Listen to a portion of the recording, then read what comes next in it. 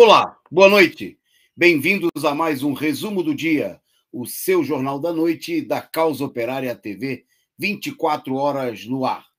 Nesta sexta-feira, dia 24 de setembro, estamos iniciando o nosso programa, que hoje tem como destaque a disparada da inflação, passando da casa dos 2 dígitos, batendo recorde de mais de 20 anos no mês de setembro, e as consequências dessa situação na vida do trabalhador. Destaque também no programa é a capa da Veja desse final de semana, Bolsonaro destacando que não há perigo de golpe. Bom, então se prepare, né, porque se a Veja e o Bolsonaro falam, a gente não tem motivos para acreditar. Mas nós vamos falar disso daí, vamos falar do Bolsonaro, das articulações políticas da direita, como do Alckmin aqui em São Paulo. Na nossa pauta, vamos destacar também, vamos falar mais um pouco hoje da aprovação ontem na comissão da Câmara dos Deputados da reforma administrativa. E, bom, tem mais por aqui, né? Vamos falar das plenárias do Bloco Vermelho nesse final de semana, plenárias que preparam a intervenção do setor combativo, dos comitês de luta, do PCO e de outros setores da esquerda, para o próximo final de semana, o final de semana do dia 2 de outubro, quando acontecem os atos fora Bolsonaro e em todo o país. Bom, tem mais por aqui, vamos falar de pesquisas do Lula, a situação de enorme sofrimento e de ataques covardes contra os imigrantes haitianos por parte do governo Biden, e o sofrimento deles na fronteira dos Estados Unidos com o México.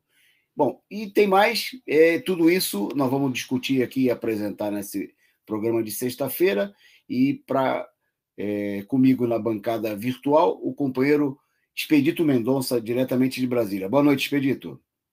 Boa noite, companheiro Antônio Carlos. Boa noite a todos aqui que já são,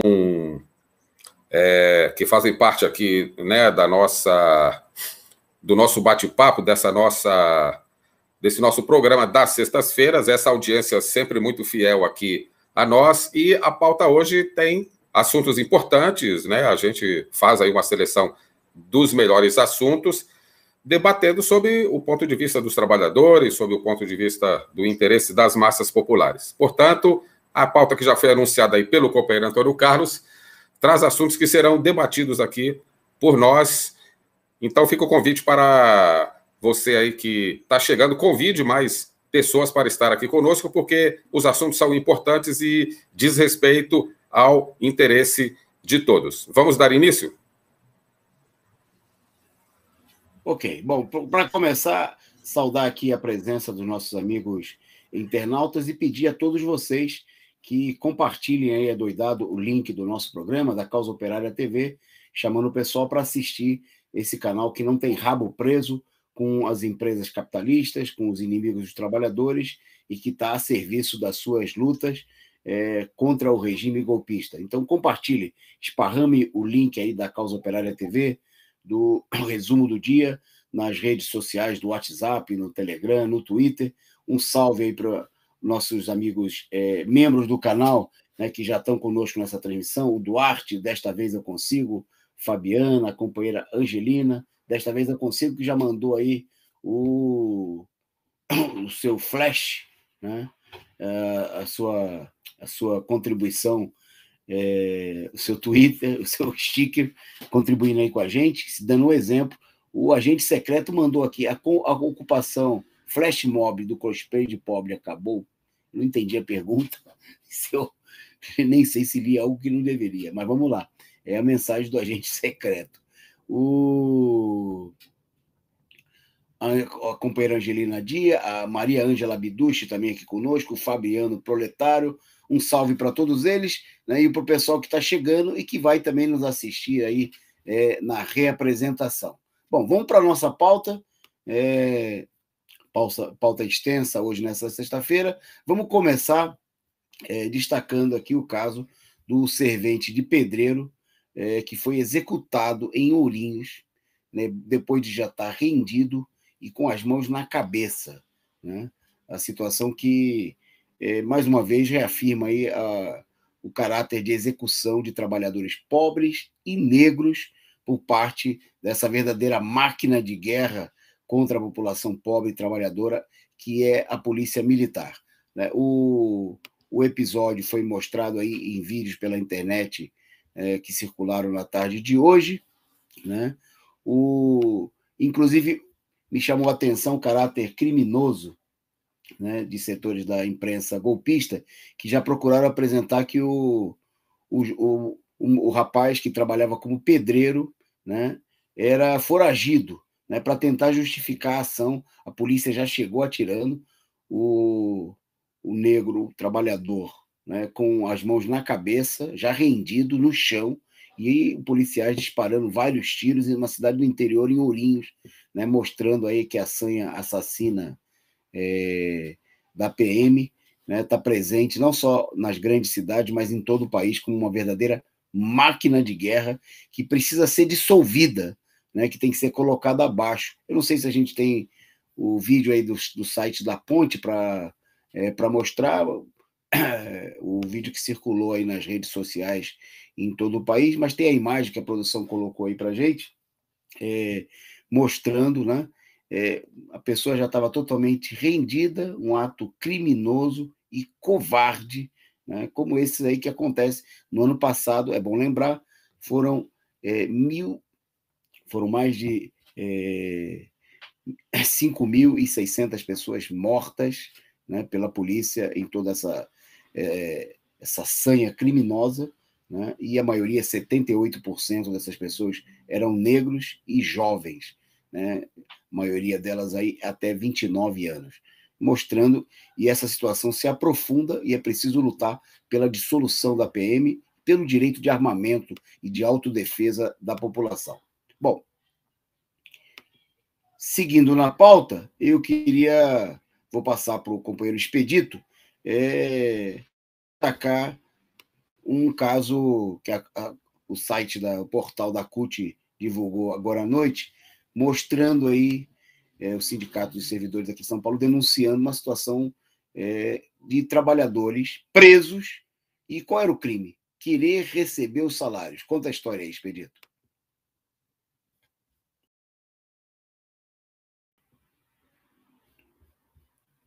Essa situação aqui meio que...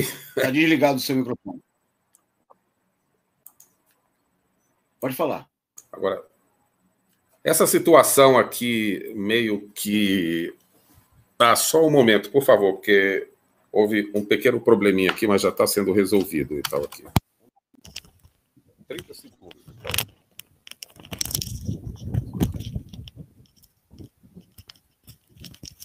Estamos te ouvindo, pode falar.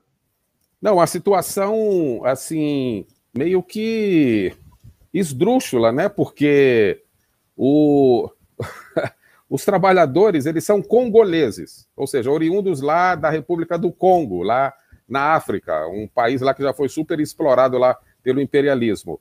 Essa gente, né, esses trabalhadores, eles vêm em busca de uma condição de vida melhor. Chegando aqui no Brasil, eles são aí do Congo, são 3,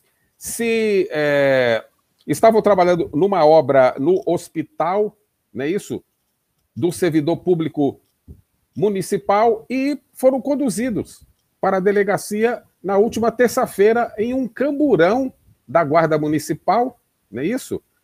E qual foi o crime que eles cometeram? Qual foi a motivação da ocorrência? Eles haviam ido ao canteiro de obra pela 7ª vez para receber os pagamentos devidos, não é isso? Após terem sido dispensados lá pelos responsáveis pela obra.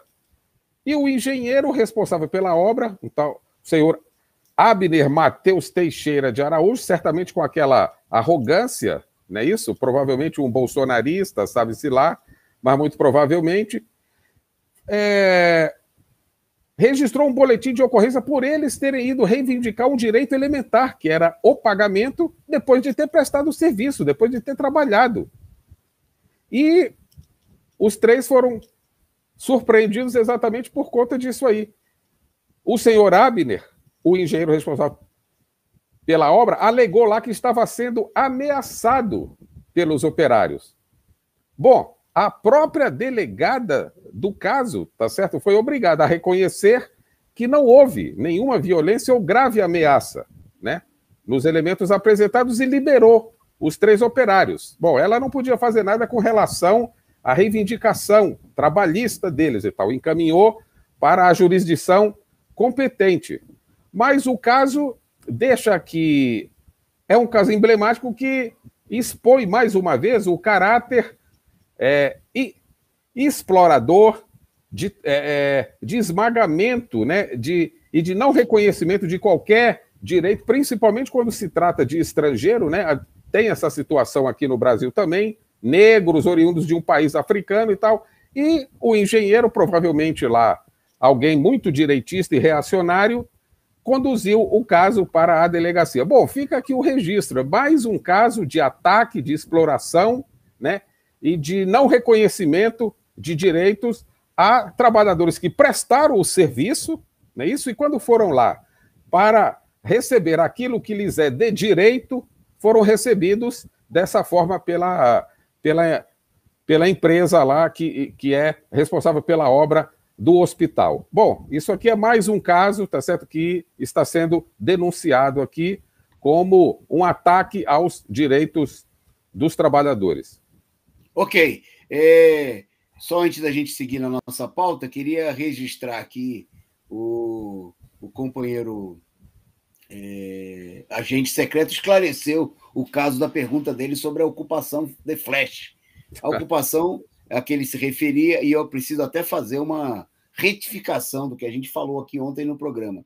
Né? Ontem, nós, sabendo de última hora, em cima da hora do protesto feito por ativistas no MST, destacamos, obviamente, que esse tipo de iniciativa, que tinha uma ampla cobertura da imprensa golpista, obviamente não se tratava de uma ocupação, né? E que justamente ficava notório, né, o tipo de evento que o MST, dirigido pelo Boulos, costuma fazer aí com apoio da imprensa golpista, né, que dá muito destaque às iniciativas do grupo do Boulos. Bom, mas depois, examinando melhor o caso, a gente verificou o seguinte: não chegou nem a ser uma ocupação. O pessoal do MST entrou numa área destinada ao público que visita a Bolsa de Valores. Né? O pessoal que visita entra nessa área.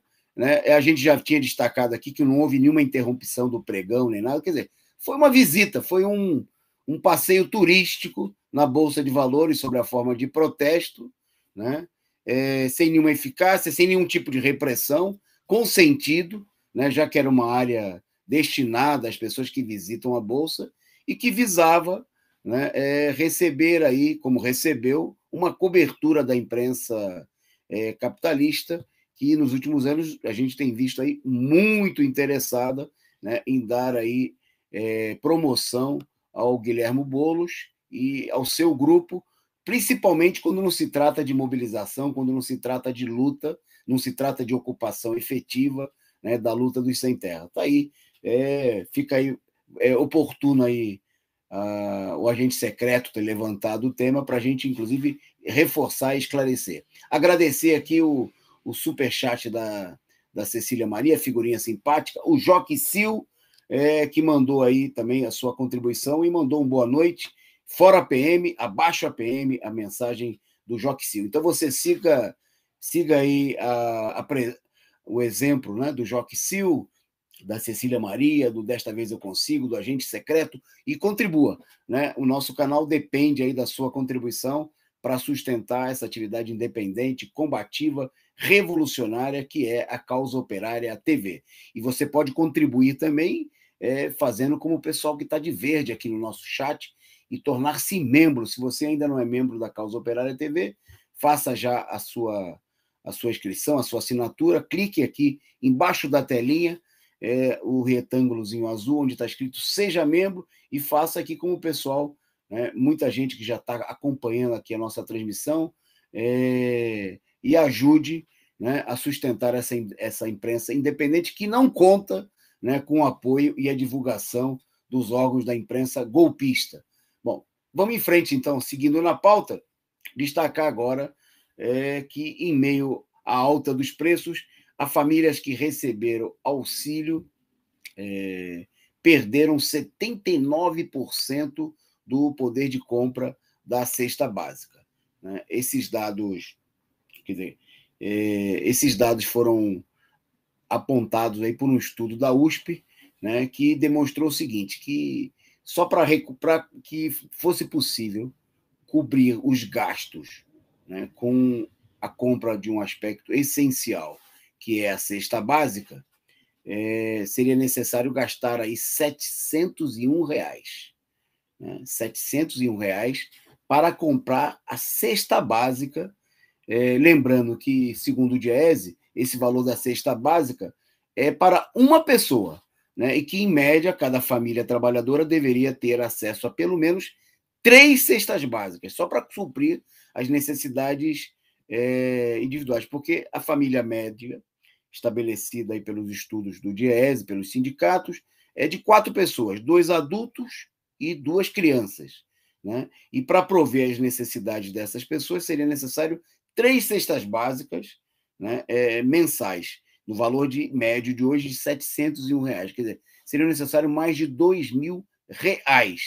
Né? Eu até destaco porque o pessoal diz que o auxílio deveria ser de R$ 701. Muita gente não esquece. Não, o auxílio, só para suprir as necessidades com a cesta básica, para uma família, deveria ser de pelo menos R$ 2.000. É por isso que o próprio salário mínimo necessário estabelecido pelo Diese, hoje já é de mais de R$ 5.500, né? Quer dizer, 5 vezes mais do que o valor efetivo do salário mínimo vigente no país, esse salário mínimo miserável, né? E que precisa ser alvo aí de uma campanha de mobilização dos trabalhadores. Bom, um outro estudo também apontou que o gasto médio mensal com alimentação nas favelas já equivale a um salário mínimo, né? O estudo apontou que nas favelas o gasto com alimentação chega a R$ 1.079, né? Isso numa família básica da favela, que obviamente não tem todas as suas necessidades supridas, né? Mas comendo aí, deixando de lado aí uma série de produtos essenciais, né, não atendendo, só com os gastos com alimentação, uma família média gasta hoje nas favelas brasileiras R$ 1.079, quando o salário mínimo é de R$ 1.100, ou seja, é um salário mínimo que não dá nem para garantir a alimentação. Bom, seguindo na nossa pauta, mostrando aí a situação de retrocesso que o regime golpista impõe, ontem nós destacamos aqui, quando a gente estava em meio ao jornal, estava sendo aprovado na comissão da Câmara Especial da Câmara dos Deputados, a famigerada PEC 32. Bom, hoje nós temos aqui no programa o companheiro Expedito Mendonça, que é da coordenação de servidores em luta e é diretor do Sindicep-DF. Eu queria que ele falasse um pouquinho da aprovação dessa medida de ontem, né, e do problema da mobilização, como, né, agora ele contar quais são os próximos passos, depois que a medida foi aprovada em comissão especial, e como enfrentar essa situação, né, se a política que os sindicatos estão apresentando dá conta, né, garante aí, abre uma possibilidade efetiva de derrotar a PEC 32. Vai lá, Espero. Então, companheiros, depois de muitas idas e vindas, voltas e reviravoltas, né, e manobras e golpes, o governo conseguiu aprovar aí na comissão especial o texto base do relator que foi apresentado, foi a 7ª versão aprovada por ele, não é isso? Nós havíamos comentado aí durante a semana sobre o impasse na reforma, exatamente porque a direita se dividiu em função de não haver acordo no sentido de atacar ainda mais os direitos dos servidores. Os jornais reacionários, aí, Folha de São Paulo, Estado de São Paulo, inclusive chegaram a decretar que a reforma administrativa estava enterrada exatamente porque não estava conseguindo levar adiante os ataques que o governo propôs no encaminhamento inicial. Bom, depois de muitas idas e vindas, o governo aprovou. Para você ter uma ideia, a situação estava tão periclitante lá dentro, tá certo, que o governo teve que partidos aí aliados do governo, né, membros desses partidos, deputados lá que estavam aí, digamos, recalcitrantes, né, em votar com o governo, eles foram substituídos na última hora, para vocês terem lá dentro da comissão, que é uma coisa que é permitida lá, de acordo com o regimento, foram substituídos por outros deputados mais fiéis à base do governo. E isso permitiu aí a aprovação dentro da comissão especial. Bom, o projeto vai a plenário agora, né? Por se tratar de uma PEC, é necessário o quórum qualificado de 308 votos. Agora, o que nós temos que discutir aqui e ver como reverter é o problema da derrota no plenário. Da forma como está sendo conduzido o processo de mobilização, que reúne ali 350 dirigentes sindicais e mais alguma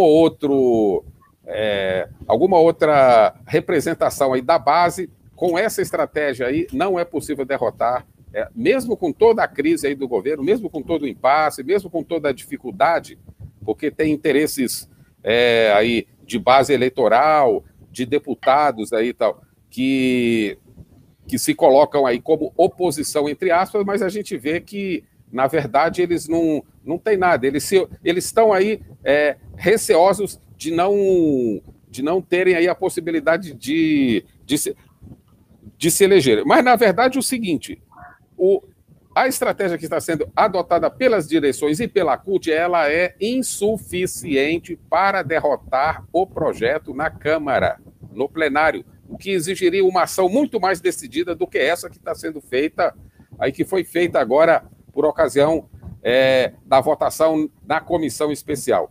Esse negócio de você recepcionar parlamentar no aeroporto, terça-feira de manhã, e realizar um ato ali na entrada, isso é insuficiente. A CUT precisa ter uma ação mais decidida junto às entidades representativas da categoria, CONDICEF, sindicatos e federações aí, e outros movimentos que têm representação importante junto aos servidores públicos, deveria estar já discutindo um grande ato em Brasília, com caravanas vindas de outros estados, ou seja, uma verdadeira pressão de massas, tá certo? Ali em frente ao Congresso, mas mais do que isso, a coisa chegou num ponto tal que o governo conseguiu passar todas as medidas mais draconianas que faziam parte do documento original, né? Esse texto final, ele mantém praticamente intacta todos os dispositivos de ataque ao servidor, de desmonte do serviço público, e isso exige uma resposta mais decidida. Nós estamos defendendo e vamos defender isso aí nos nossos boletins, na nossa campanha que Servidores em Luta está fazendo, no sentido de um grande ato em Brasília com ocupação dos prédios. Nós precisamos ter uma ação mais decidida. Os principais ministérios em Brasília precisam estar sob pressão. Saúde, economia, agricultura, previdência, onde tem aí, digamos, o setor ainda mais ativo da categoria, esses órgãos, a exemplo do que vem ocorrendo com as privatizações, onde a gente sabe que a reversão só vai ocorrer através das ocupações, através de uma greve, através de uma ação mais enérgica, a derrota da PEC 32 no plenário da Câmara Federal, que deve chegar lá que deve estar sendo colocada em votação daqui a uma semana, mais ou menos. O governo tem pressa com relação a isso. Precisa haver uma ação mais decidida, um ato gigantesco em Brasília, com servidores vindos de estados e municípios, e que a gente possa discutir uma estratégia de ocupação dos órgãos aqui em Brasília. Essa é a única forma de reverter a situação. Lobby parlamentar não resolve o problema, já se mostrou como uma política fracassada. Volto para você, doutor Carlos.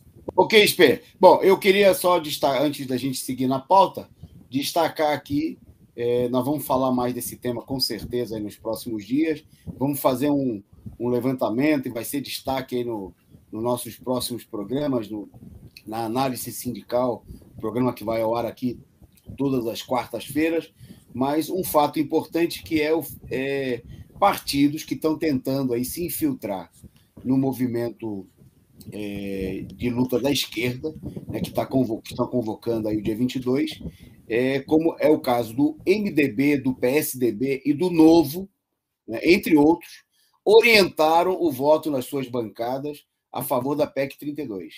Então, tem gente da esquerda propondo que esses setores sejam incorporados aí aos atos da esquerda, né, quando eles estão, esses partidos, e nós depois vamos apresentar a lista completa aí, inclusive na nossa imprensa, também no Diário Causa Operária, votaram a favor, né, da PEC 32, que é a liquidação dos serviços públicos e ataca 12 milhões de servidores, votaram junto com os bolsonaristas, né, porque o Bolsonaro não tem maioria sozinho para aprovar absolutamente nada, né? E se foi votado na comissão, além da iniciativa do governo, foi uma iniciativa também dos setores, né, que fingem fazer a oposição ao governo, mas que, na realidade, ajudam a sustentar a sua ofensiva com os trabalhadores. Bom, seguindo em frente, eu queria destacar, nosso destaque agora é a capa da Veja desse final de semana, que a produção vai mostrar para vocês aí na sequência.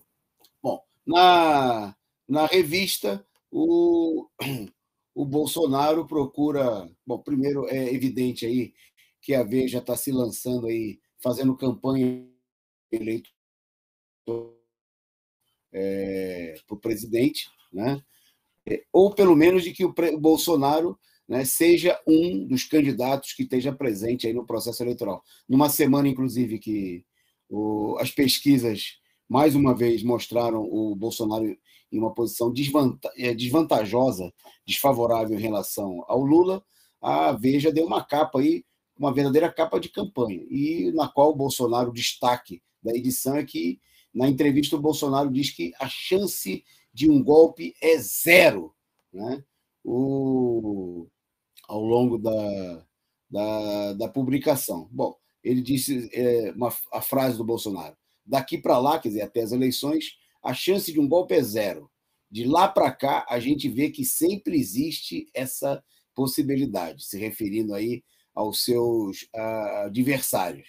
Bom, embora Bolsonaro tenha razão de dizer que os setores da direita, da burguesia que lhe fazem oposição, são igualmente golpistas, né, e que, obviamente, estão preparando um golpe, é evidente que a Veja procura aí...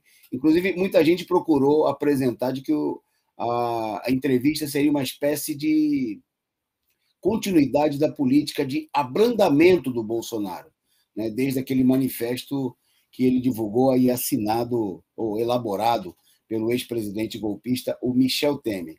Situação que, obviamente, não corresponde à realidade. Porque nós estamos vendo aí o Bolsonaro acuado, né, assim como naquele momento ele teve acuado lá pela greve dos caminhoneiros, por uma situação que, do ponto de vista econômico e político, fica cada dia mais grave, né? Nós vamos mostrar daqui a pouco os dados, a inflação saindo fora de controle, né, e uma tendência à explosividade social muito grande, e o Bolsonaro procurando, depois de ter, obviamente, feito a campanha para o seu setor e continuar fazendo, né, para suas bases, né, pregando o golpe, defendendo o conjunto da sua política, ele procura aí administrar a situação com o apoio de um setor da imprensa golpista. A revista Veja, né, que é especialista em fazer campanha da direita golpista, que foi decisiva em todos os momentos do golpe, né, exaltou aí e exultou, como toda a direita golpista, a própria eleição do Bolsonaro, né, e que agora aparece aí tentando vender a imagem de que o Bolsonaro está controlado. Essa operação também, de mostrar que o Bolsonaro não está a favor do golpe, né, é parte da política... mais uma capa da Veja fazendo campanha aberta para o Bolsonaro 2022, é parte da política dos setores da direita que não querem derrubar o Bolsonaro, né, que estão amplamente favorável à sua permanência, até porque dependem dele, primeiro, para levar adiante agora, imediatamente, os ataques contra o povo, né? E a Veja, em ataque contra o povo e mentira, ela é campeã. Veja aí a capa da Veja, uma capa antiga da revista Veja, com o Moro: não sou mentiroso. Não. E aí todo mundo sabe o que aconteceu. né? Moro, que foi aí o comandante da operação criminosa, da criminosa Operação Lava Jato, né, que condenou e prendeu ilegalmente o ex-presidente Lula e outros dirigentes da esquerda, né, como parte do processo golpista.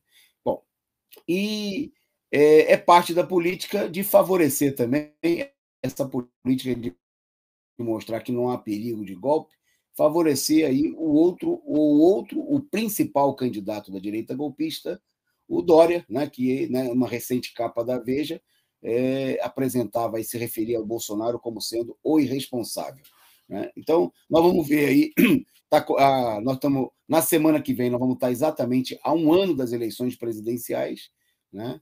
E a campanha intensa dos grandes monopólios de comunicação a favor dos seus candidatos e contra a esquerda só tende a se ampliar.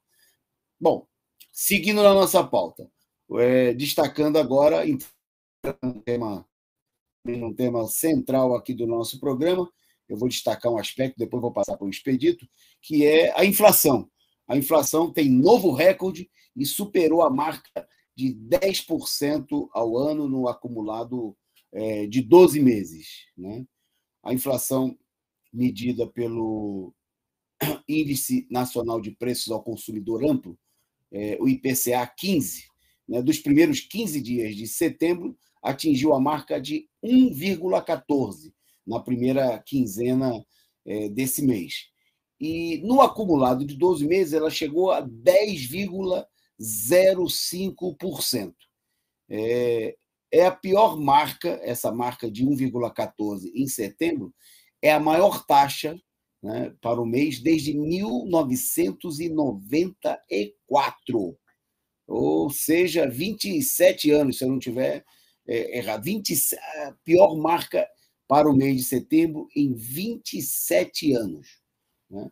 Bom, está se evidenciando, obviamente, que a situação está totalmente fora de controle, né? E todo mundo está refazendo os seus cálculos aí em relação à inflação e em relação ao crescimento do país. Bom, essa situação mostra, obviamente, que é preciso lutar aí pela reposição das perdas salariais e por um regime de escala móvel, ou seja, que os salários que estão sendo super corroídos pela inflação sejam reajustados toda vez que a inflação alcançar aí um determinado nível, por exemplo, 5%. Né? Toda vez que a inflação acumular 5%, seria necessário disparar um gatilho para recompor, porque os salários estão sofrendo pesadamente, né? Não há uma recomposição dos salários que acompanhe a onda inflacionária. Bom, e diante dessa situação, vou passar para o Expedito entrar no tema complementando, os banqueiros estão revendo aí a perspectiva de crescimento do país, não só pela inflação, né, mas mostrando que a situação pode ficar ainda pior. Vá lá, com vocês, Pê. Então, dando sequência a isso aí que o companheiro Antônio Carlos falou, nós temos aqui essa situação verdadeiramente calamitosa, né? E aí, os banqueiros aí, que é o setor aí, né, do grande capital, o setor aí ligado aí a questão aí da economia, o setor aí maior da economia, né? O Itaú está dizendo aqui que o racionamento faria o PIB cair em 1,5% no próximo ano, em 2022. Olha só a loucura. Já houve retração nesse ano, não é isso? E essa expectativa aí que vinha, né, de alguns setores aí, dizendo que em 2022 viria a recuperação, que o governo teria mecanismos de intervenção, inclusive por ser um ano eleitoral, aí tal, nada. Ou seja, o setor aí que calcula de forma mais racional, digamos assim, aí as previsões aí de crescimento e tal, está apontando aí um horizonte absolutamente caótico aí para a situação de crescimento da economia, né? Então, Na questão do racionamento, por exemplo, que é quase iminente aí, que vai haver o racionamento de energia no país, por conta aí de toda a política de destruição e de ausência de qualquer intervenção do setor público para recompor aí a níveis satisfatórios aí a questão hidrelétrica no país, o racionamento que é iminente faria o PIB cair em 1,5% em 2020. Ou seja, diante de uma economia já em frangalhos, completamente debilitada, isso mostra a situação de descalabro e corrobora com esses dados que foram apresentados aí pelo companheiro Antônio Carlos. Ou seja, inflação em alta, não é isso? Inflação em alta e perspectiva de crescimento baixa, ou seja, de retração na economia. Isso aí é a combinação, digamos assim, é o que se chama de tempestade perfeita, não é isso? Para uma situação de descontrole maior ainda, né? O Itaú lembra aqui que os preços dos ativos também foram impactados, não é isso? A taxa de câmbio depreciou 10%, o Ibovespa caiu 19% e as taxas de juros do mercado subiram aproximadamente 200 pontos base durante o período inicial, né, do racionamento, maio e agosto de... Aqui eles estão dando dados de 2001, que foi do último racionamento, do grande racionamento que teve. Ou seja, 20 anos depois, agora, com essa iminente expectativa de que haja um racionamento no país, as coisas vão piorar significativamente. Bom, esse é o quadro aí de debacle completa da economia nacional sob o governo golpista de extrema-direita. Volto aí para você, companheiro Antônio Carlos. É isso aí. O regime golpista fazendo o país retroceder 20 anos, né, em todos os aspectos e, notadamente, também nas condições, e principalmente nas condições de vida da população. Agradecer aqui a companheira Maria Ângela Biduch pelo superchat, e também ao companheiro Duarte, participando aí da discussão sobre a PEC, apresentada pelo companheiro Expedito, dizendo que só a mobilização popular derrotará essa PEC. Já está entre nós Jesus. Jesus era um humano que mandou também a sua contribuição, e daqui a pouco nós vamos falar, tem notícia aqui sobre a presença, sobre a volta de Jesus. Então, Jesus, e você que está nos acompanhando, fique aí conosco, que daqui a pouquinho nós vamos falar sobre a volta de Jesus, é tema aqui na pauta do nosso programa. Bom, mas antes da gente falar da volta de Jesus, vamos falar de outros elementos que não são nada angelicais. O PSDB, os tucanos, né, em São Paulo, como consequência da crise econômica, da crise política, a direita está totalmente dividida. Bom, e o ex-governador Geraldo Alckmin, né, que por mais de 3 mandatos aí, permaneceu à frente do governo, ora como vice, desde do final da década de 90, como vice de Mário Covas, né, e depois aí por 2 mandatos inteiros aí como governador do estado, está costurando uma aliança que pode vir aí a dar a palanque para o Ciro Gomes em São Paulo. Bom, a aliança costurada pelo Tucano, que agora está ameaçado e está levantando aí a possibilidade de ficar de fora e de se apresentar como candidato contra o PSDB comandado por João Dória, né? Está se articulando aí com outros setores que tiveram ligados aí aos governos tucanos nos últimos anos. Dentre eles, o Kassab, né, que foi vice-prefeito de São Paulo na chapa do Serra e depois acabou se transformando em prefeito da cidade e hoje é presidente do PSD em nível nacional. O ex-vice do Geraldo Alckmin, o Márcio França, né, que assumiu por um período curto depois da renúncia do Alckmin para participar das eleições e que agora está no PSB. Bom, e o Scaff, o presidente da Fiesp, né, que hoje está afiliado ao MDB, né? E que, bom, todos esses elementos aí tiveram ligados aí de diversas formas aos governos tucanos em São Paulo e estão preparando o bote aí. É possível que nas eleições do ano que vem a gente tenha mais de um candidato tucano, né? O tucano oficial, né, que nesse momento é apresentado como sendo aí o atual vice-governador Rodrigo Garcia, que era do DEM e é do grupo do governador João Dória. Bom, e aí os outros tucanos, comandados por Alckmin, que está procurando costurar essa aliança. Mas eu destaco ainda que sobre essa frente, né, tem todo um setor da chamada esquerda, a esquerda burguesa, que está se articulando também, como é o caso do próprio PSB e do PDT.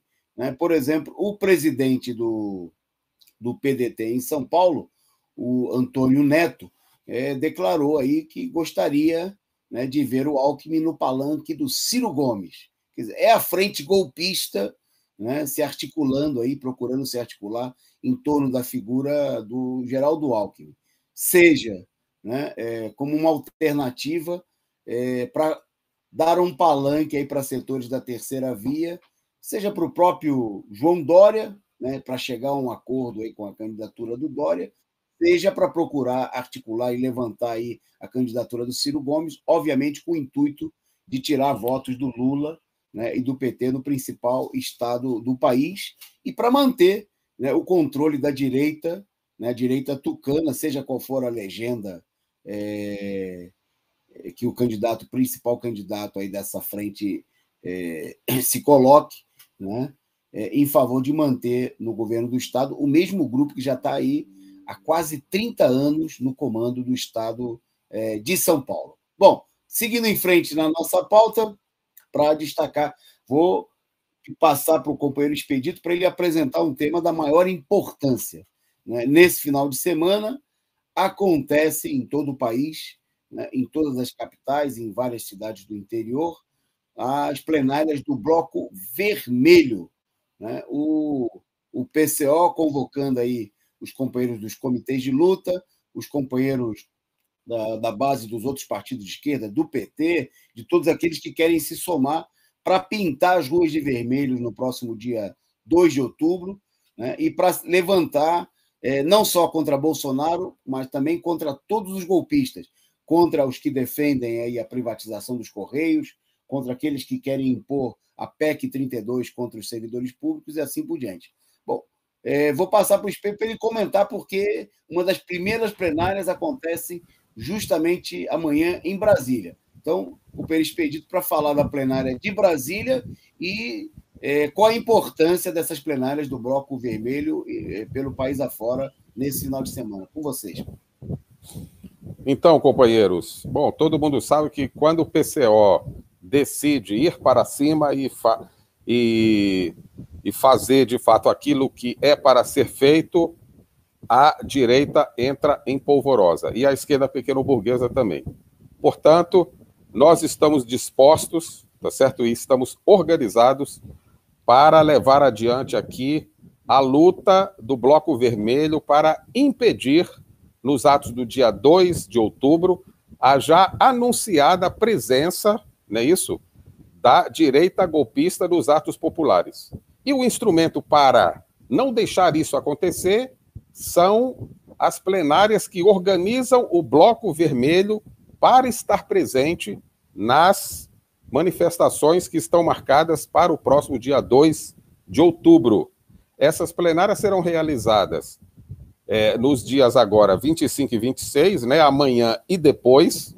São várias as cidades. O PCO está chamando, juntamente com os comitês de luta e outras organizações de esquerda, a realização dessas plenárias justamente para discutir a situação política que está colocada e a iniciativa dos setores da esquerda, da esquerda pequeno-burguesa, da esquerda frente amplista, que está convocando, que está trazendo para os atos populares os golpistas que são aliados do bolsonarismo, que fazem discurso contra o bolsonarismo, mas que, como nós vimos aí na questão da reforma administrativa, todos votam com o bolsonarismo nas questões essenciais.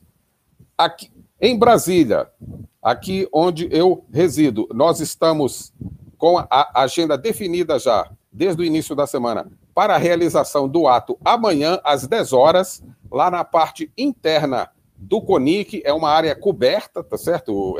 Nós conseguimos essa área lá, uma área, um espaço amplo, um espaço bom, nós teremos lá cadeiras, mesas, ou seja, faixas, vamos estar com uma mesa lá com material de propaganda nosso, com material da banca também, e a convocação já garantiu aqui a presença de um número bastante expressivo de companheiros que estão também preocupados com essa situação, que é a tentativa de infiltração, mais uma vez, né, dos setores golpistas nos atos populares. Portanto, não só em Brasília, como em todo o país, a iniciativa do PSOL e dos comitês de luta se coloca como da maior importância para organizar a vanguarda combativa do movimento de luta dos trabalhadores a nível nacional, né? Estudantes, mulheres, negros, a bateria Zumbi dos Palmares, que vai estar presente também. Ou seja, vamos fazer uma grande agitação, um grande trabalho de organização também do trabalho durante a semana, colagem de cartazes, panfletagem, distribuição de documentos, tudo isso preparando a presença do Bloco Vermelho nos atos do dia 2, sem a presença de golpistas. O Bloco Vermelho é para impedir, para inibir e, se necessário for, impedir mesmo, tá certo? Através de alguma ação política mais enérgica, a presença da direita golpista nos atos populares. Portanto, companheiros que estão aí assistindo o programa aí na sua cidade, aí na sua região, compareçam aí na plenária do Bloco Vermelho, que estará se realizando na sua cidade também. Esse é o chamado que nós fazemos aqui, através do programa aqui do Resumo do Dia. Volto com você, companheiro Toninho. Ok. Bom, antes de seguir a nossa pauta, um comentário aqui no nosso chat me chamou a atenção. A companheira Janaína Rosário, comentando que a filha dela, assistindo aqui o programa, a filha que tem só 4 aninhos, a Tainá, perguntou se eu era o Paulo Freire, né? Paulo Freire, que essa semana completou, foi comemorado e celebrado aí o centenário do seu nascimento. Eu não sou o Paulo Freire, obviamente tenho um respeito pelo militante Paulo Freire, né? Ele que se dedicou aí à causa da educação, do ensino público, e foi um ativista, fundador do PT. Então, eu queria mandar meu abraço aí para a Tainá, né? Eu não sou o Paulo Freire, né? Mas sou um admirador do Paulo Freire, uma figura importante na educação. Ele que teve uma posição de esquerda, uma posição progressista, mesmo não sendo um revolucionário, um marxista, mas foi uma pessoa dedicada, né? E hoje, no jornal Causa Operária, inclusive, dessa semana, toda uma matéria divulgando aí o fato de que a esquerda procura ocultar esse caráter militante, combativo, né, do educador Paulo Freire, que vai ser tema também da nossa próxima revista Análise Sindical. Então, um abraço para vocês aí, um abraço para a jovem Tainá, né, aqui do Antônio Carlos, que não é o Paulo Freire, mas que respeita e tem um apreço pelo militante, né, Paulo Freire, mesmo com as diferenças políticas e até educacionais que nós possamos ter com ele. Bom, seguindo na nossa pauta, vamos falar agora de Jesus, né? Porque a imprensa burguesa destacou aí, mostrando aí o negócio que não de agora, né? E de uma maneira geral aí,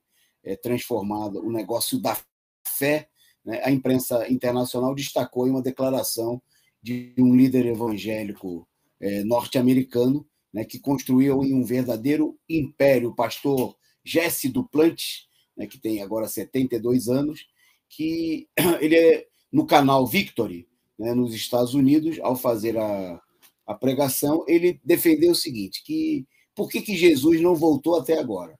Jesus não voltou porque o pessoal está doando pouco dinheiro para a igreja, principalmente para a igreja dele, né? E ele se referiu dizendo o seguinte, eu honestamente acredito nisso. A razão pela qual Jesus ainda não voltou é porque as pessoas não estão dando o que Deus disse para darem. Quando você entender isso, você poderá acelerar o retorno dele. Se vocês fizerem isso, doar mais, Deus dirá, Jesus, vá buscá-los. Né? Então, está aí, depois que nós tivemos aí a igreja vendendo indulgências, né? Agora nós temos aí um pastor que vende a volta de Jesus. Quer dizer, mais doações daria para comprar a passagem de vida de Jesus mais rápido para buscar as pessoas. Mas aqui na Causa Operária TV, você não precisa, né, doar para a igreja para que Jesus se faça presente, porque já está entre nós, inclusive contribuindo conosco. Jesus era humano. Né? Então, você faça como Jesus era um humano, que já está entre nós, e contribua com a Causa Operária TV, que não mente, que não faz falsas promessas, né? Mas que é um instrumento, né, para defender os interesses humanos e materiais e importantíssimos de todo o povo brasileiro e de todos os trabalhadores no mundo inteiro. Então, contribua, que Jesus não vai voltar, mas ele já está entre nós aqui participando. Jesus era um humano, né, da Causa Operária TV, é membro do nosso canal e contribuinte regular aqui, assíduo do nosso programa. Bom, na nossa pauta agora, deixando de lado a brincadeira, para sexta-feira, para a gente descontrair, a questão do vice do Lula. Né? Tem mais um. Né? Até agora, o Lula disse, algumas semanas atrás, que já apresentaram para ele pelo menos 11 candidatos a vice na imprensa capitalista. Bom, e aí mais um entrou na fila, né? E é o Eduardo Paes, do Rio de Janeiro. E aí, Expedito, é um bom vice para o Lula? O que nós temos hoje, o que não falta hoje no país aqui, eu vou te falar, viu, meu?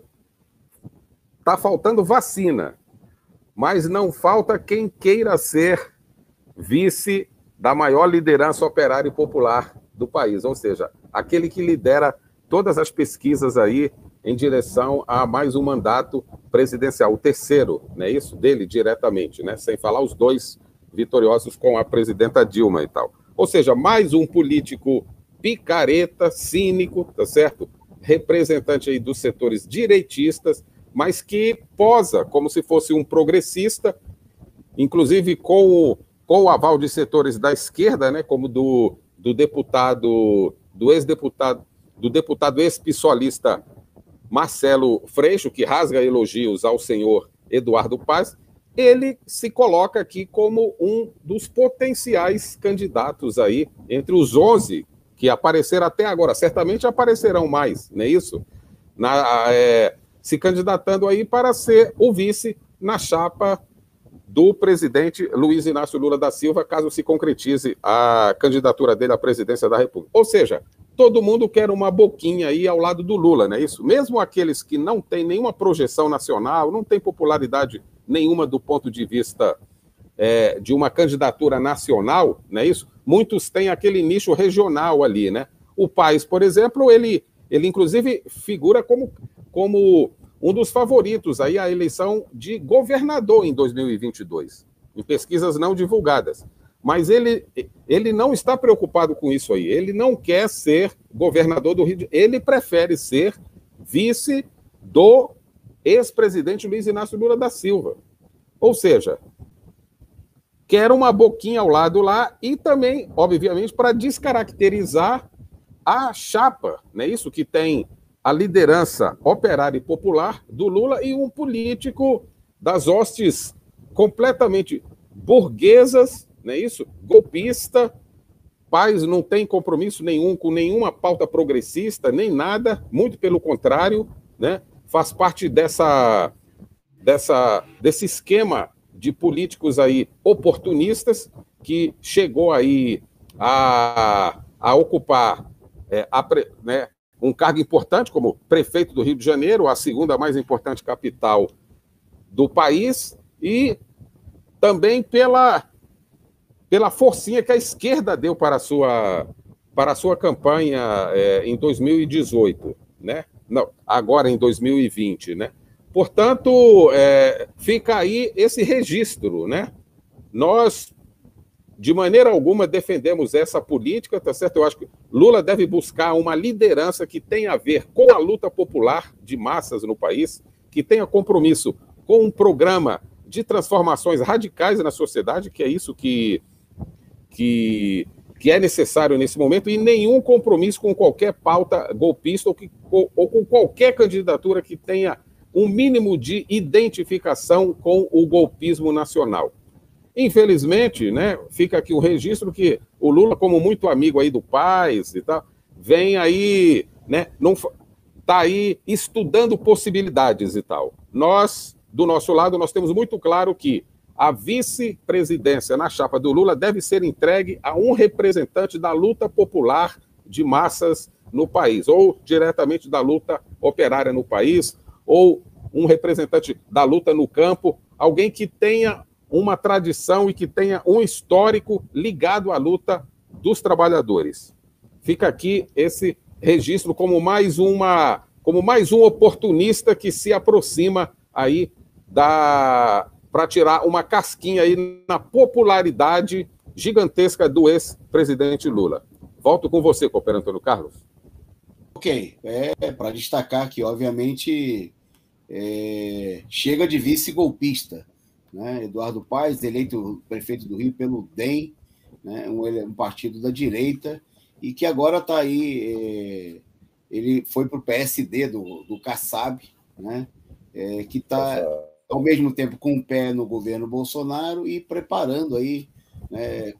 Costurando aliança com setores da chamada terceira via, justamente contra o Lula. Bom, e nós, como destacou aí o Expedito, defendemos aí uma candidatura das lutas, uma candidatura antigolpista, uma candidatura dos trabalhadores, né?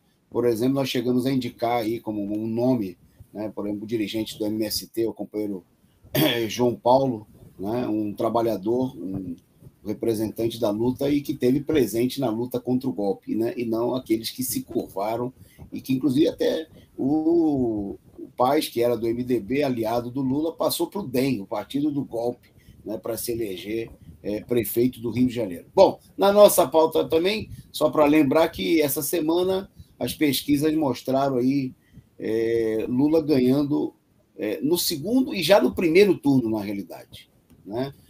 Por exemplo, a pesquisa do Instituto IPEC, né, que é um racha, foi criado aí pela diretora técnica por muitos anos do IBOP, né, e apresentou aí uma pesquisa na qual o Lula aparece com 48% das intenções de voto, né, enquanto os outros candidatos, só para a gente citar rapidamente, somam Bolsonaro 23%, Ciro Gomes 8%, Dória e Mandetta empatados com 3%. Juntando tudo isso, dá 31%, 37%. Quer dizer, o Lula teria mais votos do que a soma de todos os outros candidatos e, portanto, né, seria eleito no primeiro turno. O problema central é o seguinte, que, obviamente, pesquisa não vai eleger ninguém, né? E as pesquisas, elas mostram esse quadro favorável agora, nesse momento, né, quando nós estamos aí há mais de um ano das eleições, justamente para evitar que haja uma mobilização em torno da candidatura do Lula, como se a gente pudesse esperar simplesmente pelas eleições. Eu queria lembrar aí a declaração essa semana do secretário de Finanças aí, da CUT, o Ariovaldo Camargo, que disse o seguinte: não é possível, os trabalhadores não podem esperar até 2022 para tirar o Bolsonaro, né? E ele está certo, e eu diria por dois motivos.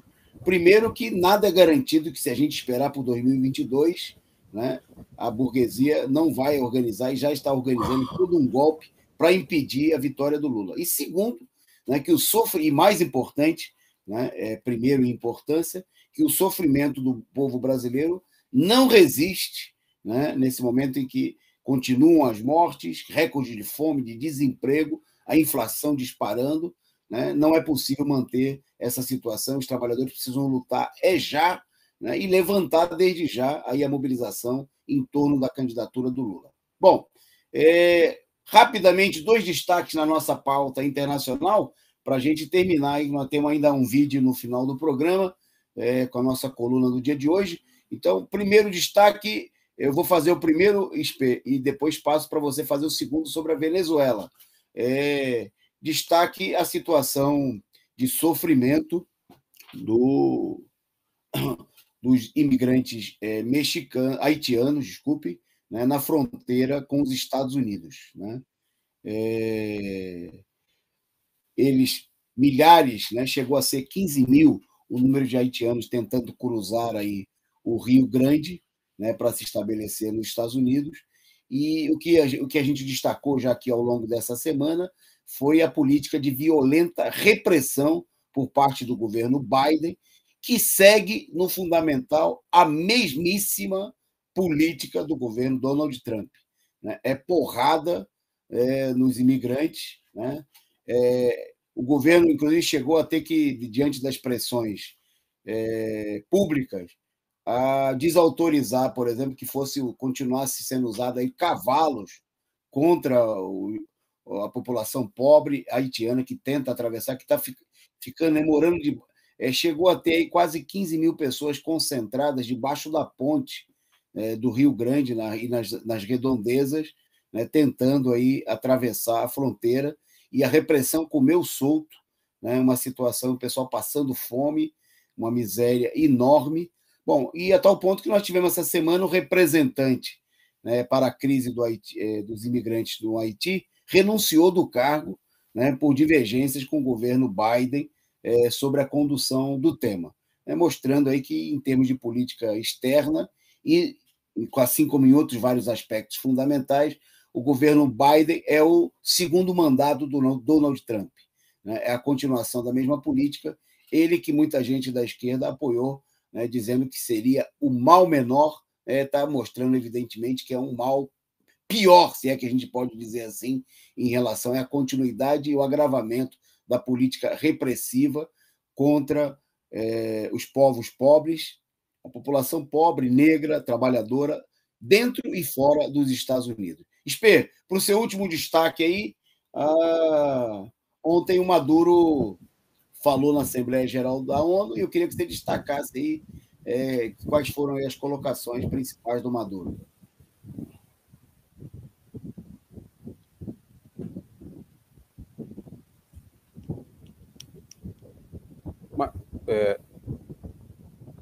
Desculpa, o vídeo não está disponível aqui, tal, para.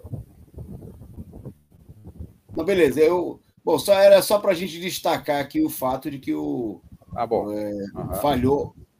O presidente participou da Assembleia Geral da ONU, né, com um vídeo, né, e na sua fala ele atacou aí, reivindicou a suspensão das sanções criminosas impostas pelos Estados Unidos e outros países contra o seu país.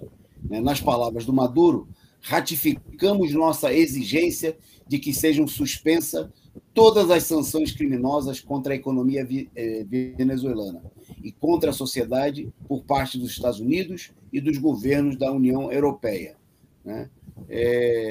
Situação de embargo e de bloqueio à Venezuela, que, assim como a Cuba, mostra aí o caráter criminoso, mesmo na situação de pandemia, de enorme sofrimento dos povos desses países, né?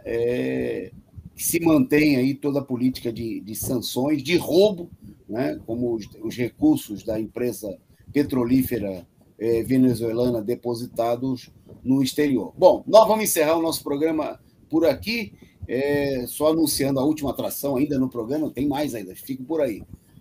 Mas antes, queria convidar você para amanhã, né, estar conosco acompanhando a programação da Causa Operária TV, que começa logo cedo com reunião de pauta, né? Agora nos finais de semana está mantido aí o programa reunião de pauta pela manhã, e à noite, né, no horário mais cedo, tem resumo do dia, às 19 horas da manhã. Né? E durante o dia, o programa principal do nosso programa, a análise política da semana com o companheiro Rui Costa Pimenta, a partir das 12 horas.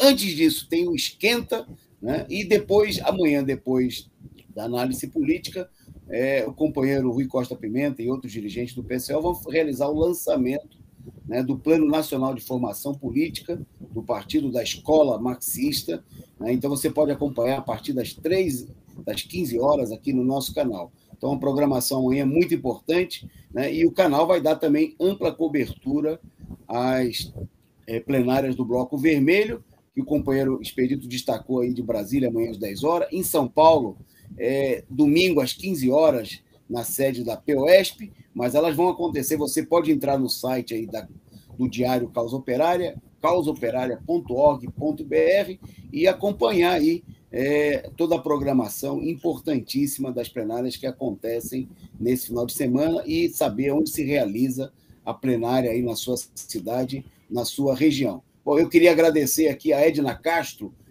pelo superchat, né, agradecer aí a participação dos nossos amigos internautas. Vou passar para o companheiro Expedito dar o seu boa noite e, na sequência, a gente vai assistir aí a nossa coluna no dia de hoje, falando, né, justamente da necessidade de colocar para fora dos atos da esquerda os inimigos dos trabalhadores, né, aqueles que votam e agem contra os trabalhadores na Câmara dos Deputados, nos governos estaduais, etc. Rapidamente o seu boa noite e, na sequência, a gente encerra o programa, então, com a nossa coluna no dia de hoje. Tá, o meu boa noite é só para complementar isso que o companheiro Antônio Carlos falou aí a respeito do presidente Nicolás Maduro, que ele fez a sua colocação em ambiente virtual. Por quê? Porque ele não pode ir aos Estados Unidos. Existe toda uma política do imperialismo que ameaça de prisão o presidente constitucional da Venezuela com acusações absurdas e falsas de narcotráfico e outros crimes. Por isso que ele não esteve presente pessoalmente na Assembleia Geral das Nações Unidas. Outros criminosos estiveram lá, como o Bolsonaro, por exemplo, pode pisar lá sem ser preso. Mas o presidente constitucional Maduro, que não pesa sobre ele nenhuma acusação de nada, o imperialismo faz uma campanha para atacar ele. Por isso, a presença dele online, né? Quero dar o meu boa noite aqui a todos, reforçando o convite para as plenárias do Bloco Vermelho nesse final de semana, onde nós vamos discutir estratégias para impedir a presença da direita golpista nos atos do dia 2. Uma boa noite e até o próximo programa. E amanhã não deixe de assistir a análise política com o companheiro Rui Costa Pimenta. Boa noite a todos, um grande abraço. Olá! No programa de hoje, queremos tratar da crise presente no movimento de esquerda, no movimento dos trabalhadores, em torno da confirmação da mobilização para os atos do próximo dia 2 de outubro.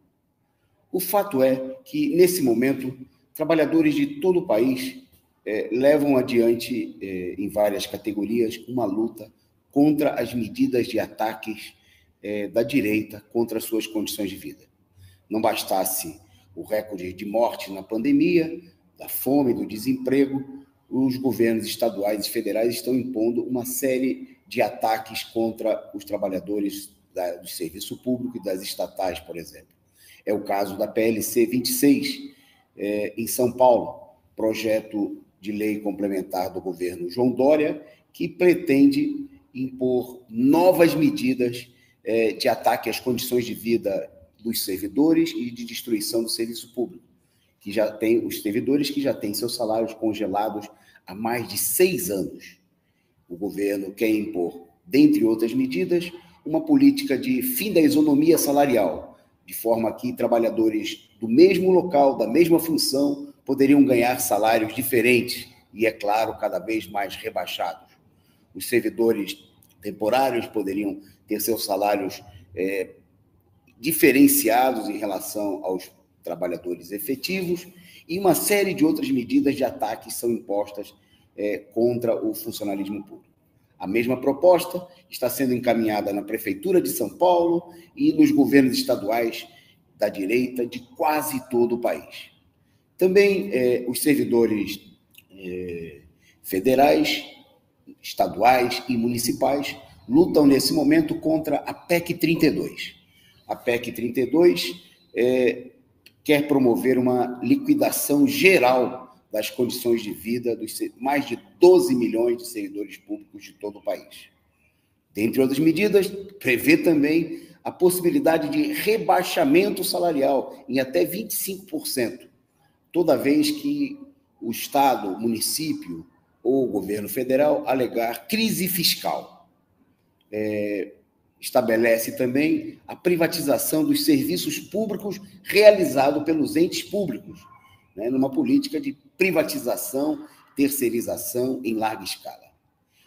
Ontem mesmo, essa proposta foi votada em comissão da Câmara dos Deputados, sendo aprovada por 28 votos a 18, mostrando uma frente entre os setores bolsonaristas e os setores da burguesia, da direita golpista, que dizem fazer oposição a Bolsonaro.